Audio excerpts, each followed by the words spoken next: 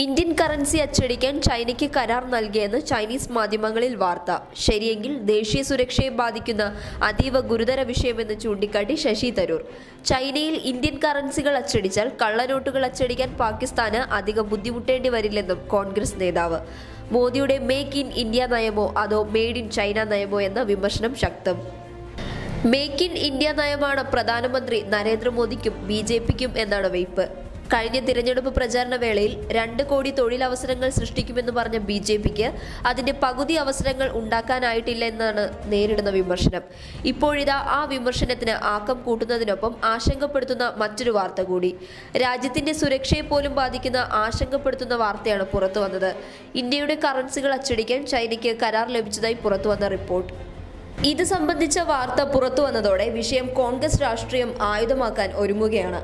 ദേശീയ സുരക്ഷയെ ബാധിക്കുന്ന അതീവ ഗുരുതരമായ വിഷയമാണിതെന്ന് ശശി തരൂർ MP ചൂണ്ടിക്കാട്ടി. ചൈനയിൽ ഇന്ത്യൻ കറൻസികൾ അച്ചടിച്ചാൽ കള്ളനോട്ടുകൾ അച്ചടിക്കാൻ പാകിസ്ഥാന് അധികം ബുദ്ധിമുട്ടേണ്ടി വരില്ലെന്നും തരൂർ ട്വിറ്ററിലൂടെ ചൂണ്ടിക്കാട്ടി. ഇക്കാര്യത്തിൽ വിശദീകരണം ചോദിച്ച് കേന്ദ്രമന്ത്രിമാരായ അരുൺ ജെയ്റ്റ്ലി, പീയൂഷ് ഗോയൽ എന്നിവരെ അദ്ദേഹം തന്റെ ട്വീറ്റിൽ ടാഗും ചെയ്തിട്ടുണ്ട്.